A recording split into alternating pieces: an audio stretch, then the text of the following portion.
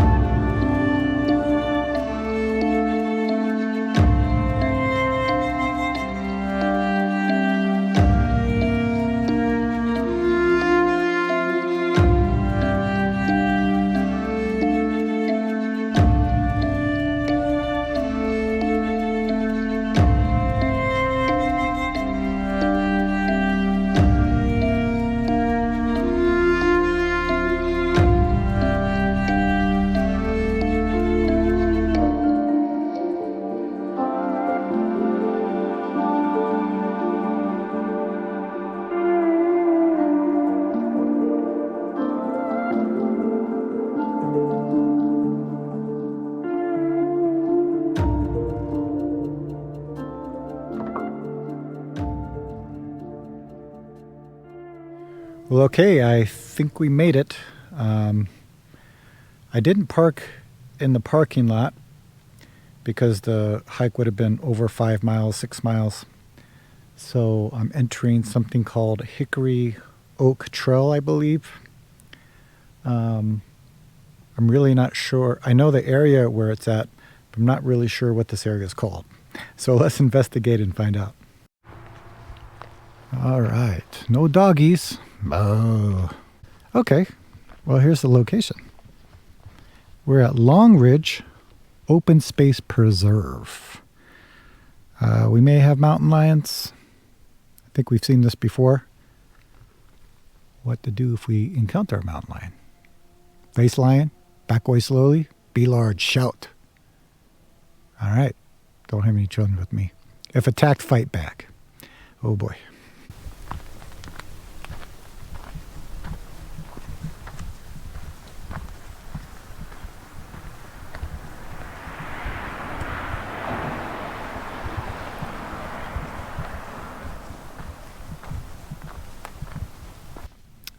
All right, here's some trail information.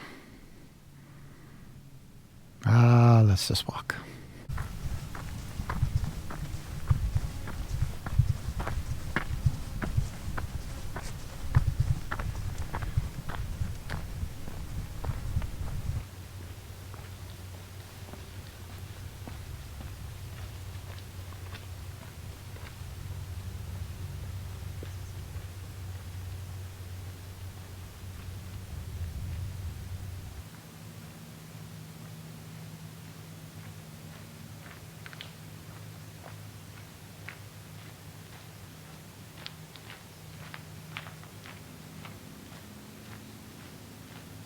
Whew, there are swarms of bugs and mosquitoes all over.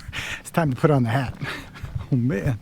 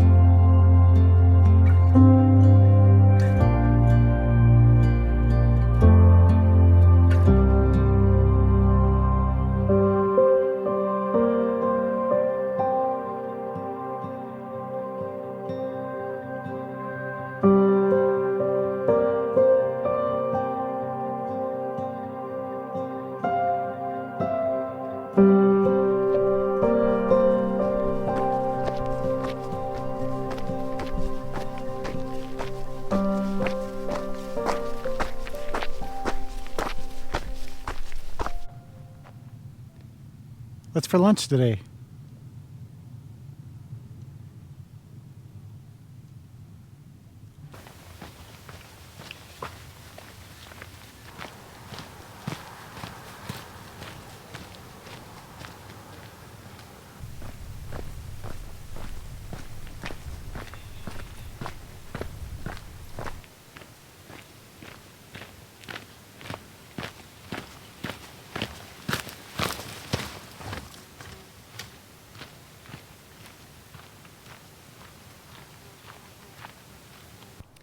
Beautiful scenery here.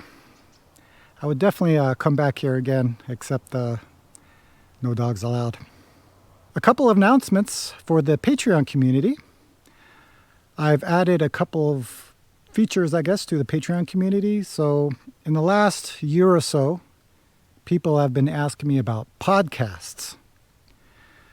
And the idea was that I would take the audio from some of the videos, like the Zen and Real Life series, perhaps some of the other series, taking the audio, turn them into podcasts.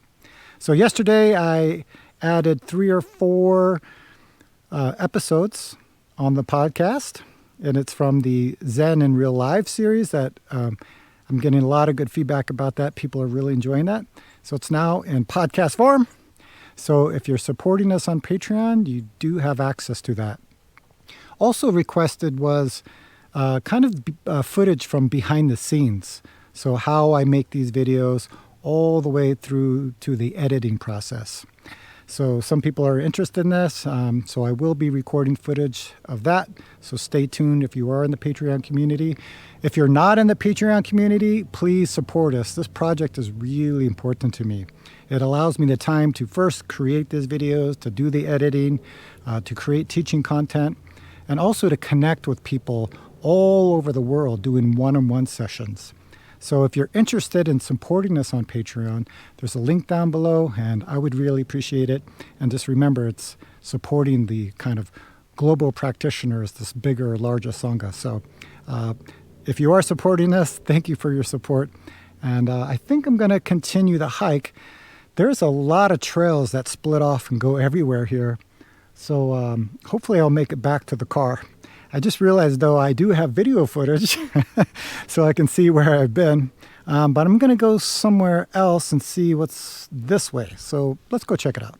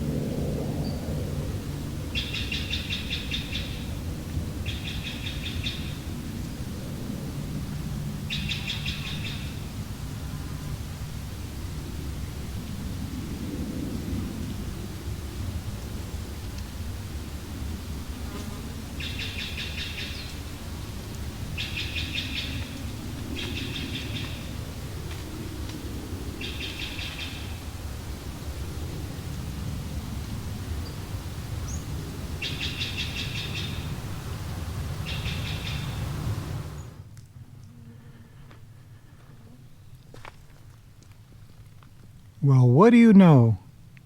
Jikoji Zen Center. Who thinks I should go to this Zen Center and maybe do a video there? Let me know in the comments.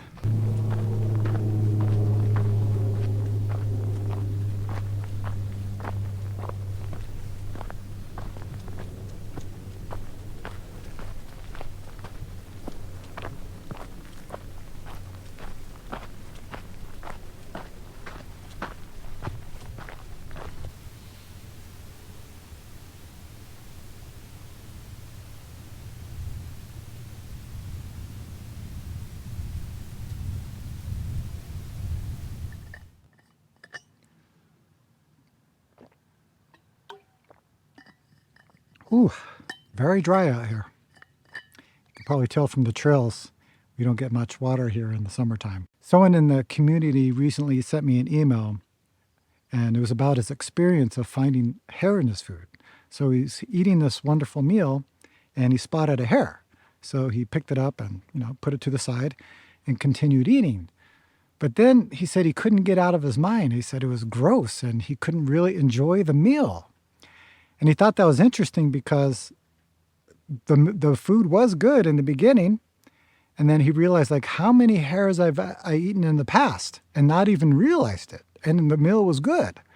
But even though the meal started off good, he saw the hair and the meal wasn't good anymore. So what's the difference between that and actually eating the hair and not knowing it and enjoying the meal? What's the difference? So this is an interesting point about our mind. When I read his email, it reminded me of a story. So back in Korea, a long, long time ago, there was a person named Won Hyo. He's a very important contributor to Korean Buddhism. When Won Hyo was a young monk, he wanted to travel to China to study Zen Buddhism and meet some great masters. It was a very long journey to go to China because they had to walk. So he went with a friend. And at one point, middle of the way, it started to rain while they were walking. So they were looking for some shelter. So they found a cave and they decided to go into the cave. And the cave was fairly dark. And since the storm didn't let up, they decided to spend the night. So at this point of time, it's the new moon. So at nighttime, it is so dark that you can't even see your hand in front of your face. That's how dark it was. So in the middle of the night, Won Hyo woke up and was very thirsty. And he was searching around since he couldn't see for something to drink. And he was crawling, looking around, feeling around. And finally he found this container, what felt like a container, a bowl. So he picked it up, put his lips to it, and drank. And it was refreshing, cool water. He was so relieved that he slept very well for the rest of the night. In the morning, him and his friend woke up and he looked around and he saw the container that he drank from. Then he realized it was a human skull that still had a little bit of flesh in it and maggots and bugs running around it. And once he saw that, he started to vomit. And at that moment, his mind woke up. He saw two very important things. First, his mind and the vomiting became one, so he realized his enlightenment nature. And I know sometimes we have some idea about enlightenment. How could vomiting help us attain or realize our enlightenment? Sounds crazy. But at that moment, his mind and the vomiting became one. His mind really opened up. Then he realized that his mind made the vomiting. The night before, when he drank the water, he was so refreshed. And then when he woke up and saw this, his mind was completely disgusted. So he saw that. He enjoyed the water the night before, but in the morning, he didn't. So he realized that mind makes everything. We talk about this kind of teaching a lot in Zen, the mind makes everything. Because we're human beings, right? So our condition is to always add on to the truth.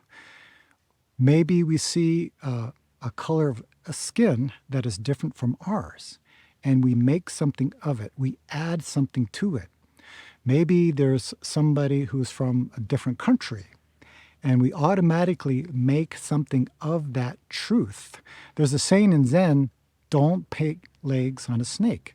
Why paint legs on a snake? The snake is already complete, but we're always making something. We're always adding to the truth, and this results in suffering for ourselves and others. If you follow many of my live streams or videos, you know I'm always talking about truth, right? When our mind is clear, everything is clear and everything is just what it is. Right now, the sky is blue. There's a lot of bugs flying around right now. Cars are driving by in the distance. All of that is the truth. Now, I have the option to make something of it. Maybe I like the cars driving by. Maybe I don't like it. Maybe I make it loud. Maybe I make the bugs disgusting. And I don't want to be around here. I'm trying to relax, and it's ruining my relaxation, right? This is the meaning of making something.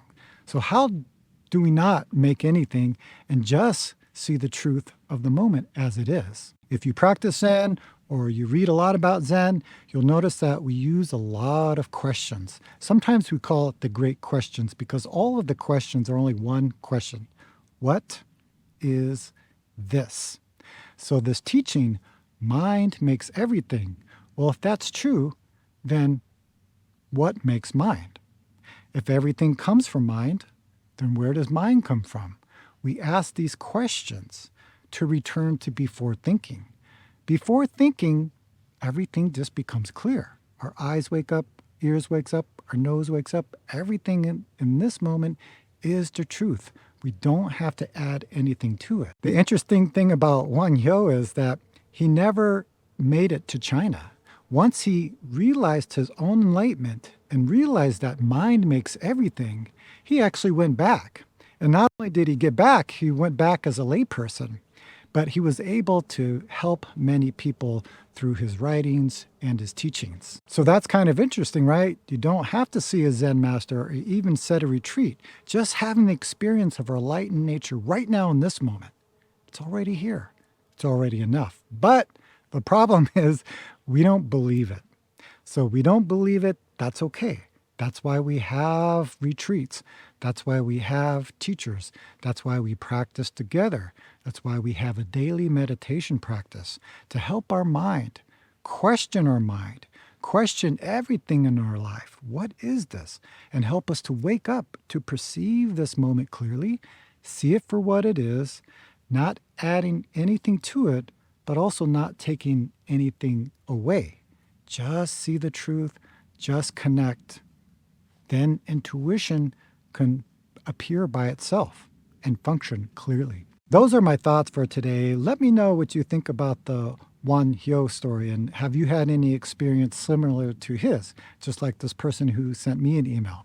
So that's it for me. I got to get back home, and I will see you soon.